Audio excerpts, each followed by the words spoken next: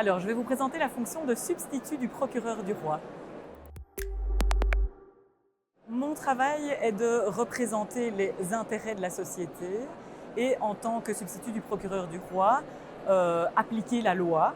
Alors, appliquer la loi pénale d'une part, c'est-à-dire des faits se produisent, quels sont les faits qui devront donner lieu à des poursuites pénales, quels sont les faits pour lesquels au contraire des modes alternatifs de traitement peuvent s'envisager, ou quels sont les faits qui ne justifient pas spécialement une intervention du niveau pénal, mais peuvent justifier par exemple des interventions au niveau de l'aide à la jeunesse si des enfants sont impliqués dans ces faits. Donc en tant que substitut du procureur du roi, je dirais que ce qui est le plus plaisant, ce qui me plaît le plus dans ma fonction, c'est le fait qu'une journée de travail ne soit pas la même qu'une autre. Chaque jour a son lot de nouveautés, de nouvelles questions juridiques qui se posent, de nouveautés sur le terrain, de dossiers. Un dossier n'est pas l'autre, il y a deux dossiers ne sont jamais les mêmes, une multitude de faits dans lesquels on intervient. On intervient autant dans la poursuite d'infractions pénales que dans la protection de mineurs en danger ou encore que la défense d'intérêts des personnes les plus vulnérables de la société, des personnes ayant des difficultés d'ordre mental ou des personnes ayant des difficultés administratives ou autres.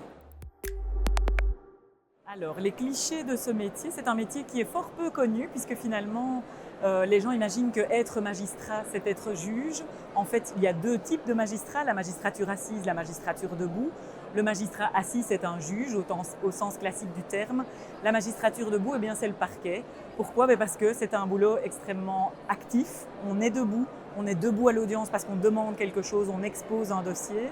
On est debout dans notre quotidien, pas toujours, je rassure, on est quand même dans un travail de bureau, mais on est perpétuellement en action dans les contacts avec les services de police, on doit parfois descendre sur le terrain.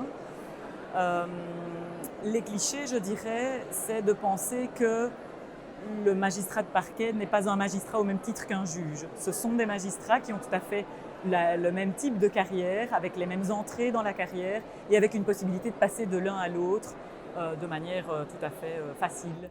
Je dirais qu'il faut de l'intégrité, essayer de rester le plus objectif possible, le plus loyal possible dans nos décisions quotidiennes. Pourquoi poursuivrait-on un tel fait plutôt qu'un autre ? Pourquoi estimons-nous que tel fait doit être une priorité ?